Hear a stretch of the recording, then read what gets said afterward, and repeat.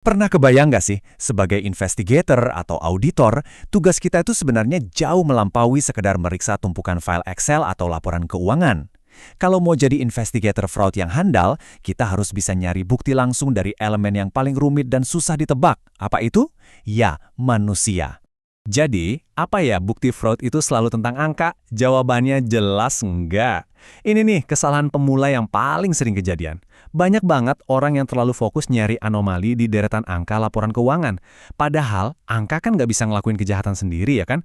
Petunjuk yang paling krusial justru ada di perilaku, kata-kata, dan tindakan orang-orang di balik angka tersebut.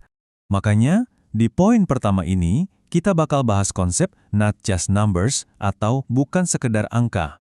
Kita harus sedikit ubah mindset nih. Fraud itu kan yang ngelakuin manusia, jadi kita harus menganalisis tindakan manusia itu sendiri. Coba kenalan sama istilah non-financial evidence atau bukti non-keuangan. Intinya, ini tuh semua petunjuk yang wujudnya bukan angka. Analoginya gini, bayangin Anda lagi ngaudit, angka di laporannya tuh kelihatan normal banget, rapi, nggak ada cacat sama sekali. Tapi pas Anda nanya soal laporan itu ke salah satu karyawan, dia tiba-tiba keringat dingin dan kelihatan gugup banget. Nah, rasa gugup itulah yang kita sebut sebagai bukti non-keuangan. Terus, buat apa sih kita repot-repot ngumpulin bukti perilaku kayak gitu? Tujuan utamanya cuma satu, mendeteksi deception alias kebohongan. Di sini kita bener-bener manfaatin insting dan teknik psikologis buat ngebongkar kebenaran yang emang sengaja disembunyiin sama si pelaku. Nah, untuk bisa ngebongkar itu semua, kita masuk ke alat paling ampuh yang kita punya, power of interviews, atau kekuatan wawancara. Ada kutipan yang menarik banget nih dari Joe Wells, pendiri Association of Certified Fraud Examiners. Beliau bilang kalau petunjuk terbaik itu seringkali datang dari orang, bukan dari buku. Wawancara fraud itu beda total loh sama wawancara audit keuangan biasa. Di sini, Anda nggak lagi nyocok-nyocokin nota, tapi Anda lagi berusaha membaca pikiran. Coba deh, bandingin.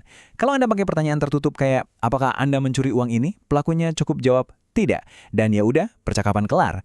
Jalan buntu kan? Investigator yang jago bakal selalu pakai pertanyaan terbuka. Misalnya, bisa tolong ceritain nggak kejadian persisnya seperti apa? Pertanyaan kayak gini bakal maksa target buat cerita panjang lebar, dan ujung-ujungnya memperbesar kemungkinan mereka keceplosan atau tersandung sama kebohongan mereka sendiri.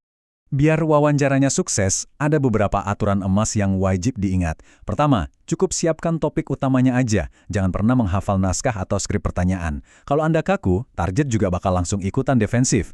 Terus yang paling penting, lebih banyak dengerin daripada bicara. Biarin aja mereka yang ngisi keheningan. Orang yang lagi bohong itu biasanya benci banget sama situasi hening. Jadi mereka bakal terus ngoceh sampai akhirnya ngebongkar kedoknya sendiri.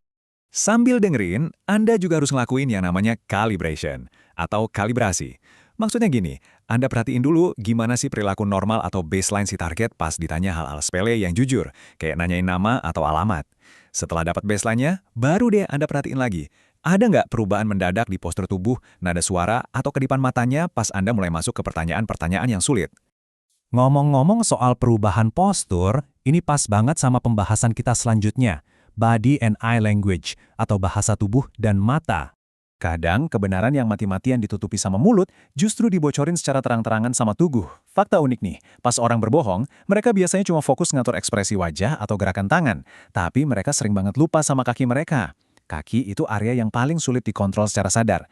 Jadi, kalau target Anda mulai panik dan pengen buru-buru kabur dari ruang wawancara, alam bawah sadarnya bakal bikin ujung kaki mereka mengarah lurus ke arah pintu keluar. Selain kaki, perhatiin juga mata. Di dunia investigasi, ada istilah namanya Visual Accessing Cues atau disingkat VAC.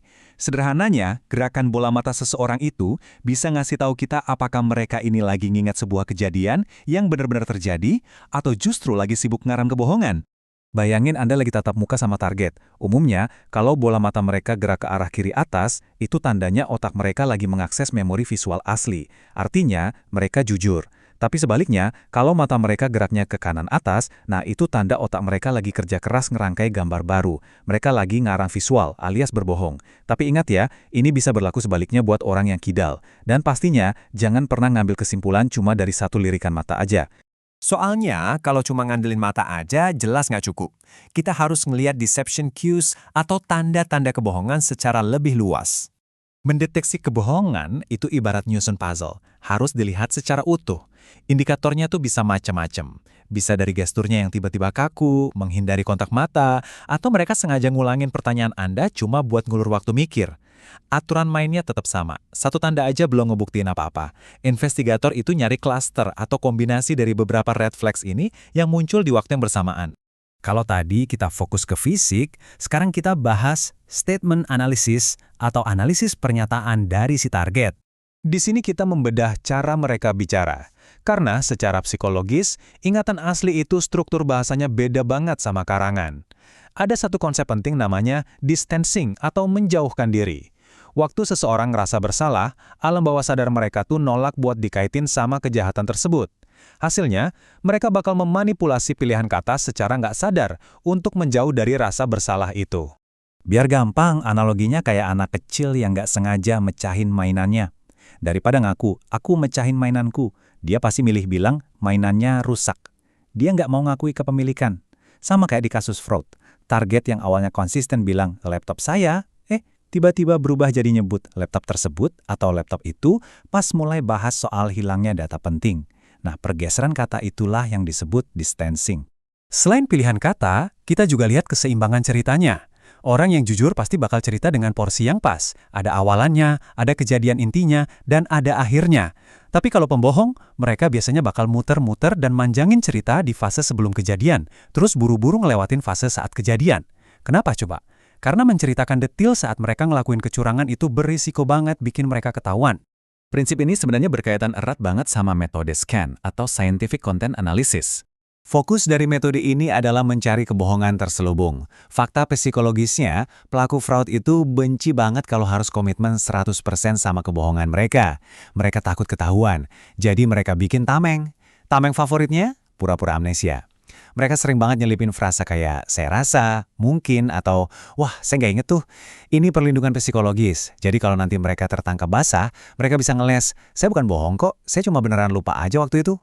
Nah, semua teknik tadi bawa kita ke realita yang paling menentukan, bukti terkuat di pengadilan. Kita udah bahas panjang lebar soal psikologi, lirikan mata, sampai bedah kata-kata. Tapi ada satu realitan pahit yang harus Anda tahu, semua teori psikologi keren tadi, di mata hakim, itu sama sekali nggak ada nilainya. Ya kali Anda mau menjarain orang cuma bermodal argumen, yang mulia, dia bersalah karena ujung kakinya nggak ada pintu dan dia pakai kata laptop itu. Nggak bisa gitu. Semua itu murni cuma alat investigasi buat kita, bukan bukti yang sah di mata hukum. Kalau gitu, buat apa dong kita capek-capek ngobservasi semua hal tadi? Jawabannya simpel banget. Kita pakai semua taktik psikologis itu pas wawancara buat nekan, ngebaca kelemahan, dan menyudutkan pelaku, sampai akhirnya mereka nyerah dan ngasih pengakuan tertulis.